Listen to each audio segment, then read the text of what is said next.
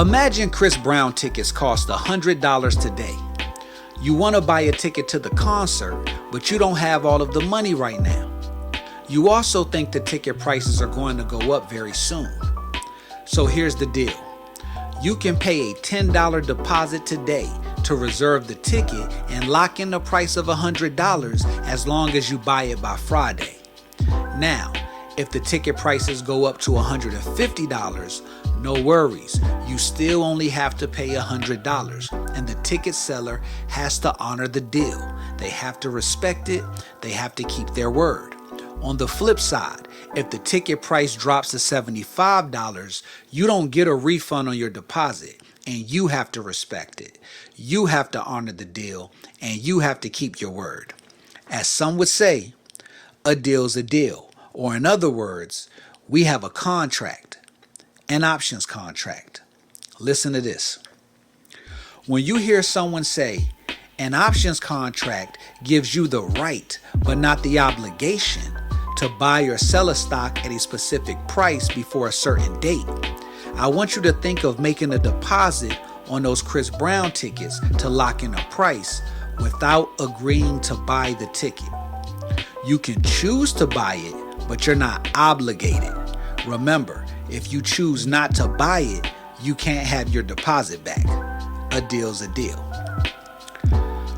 One option contract is worth 100 shares of a stock. When you buy an options contract, you are paying a deposit on those 100 shares. We call that deposit the premium. Now, here's where people get lost, so stay close to me. There are two types of options contracts: call option contracts and put option contracts. We say calls and puts for short. When you buy a call, you're saying, I want the option to buy this stock later, but at today's price, because I think it'll be higher in the future. When you buy a put option, you're saying, I want the option to sell this stock later at a specific price because I think it's going to drop. Most of us trading options don't really want to go to the concert.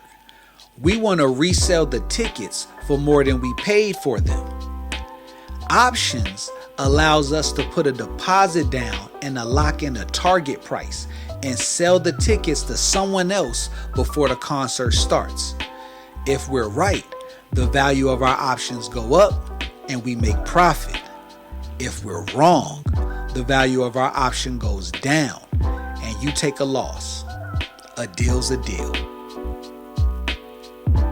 Now, there are three words you hear constantly with options. Number one is strike price. That's the price we lock in on our contract, the deal price. Number two is the expiration date. That's the date the option expires or dies.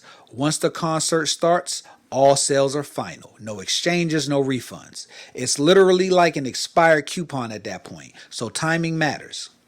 And number three is the premium, the price we pay for the option itself, or as we've been referring to it, the deposit.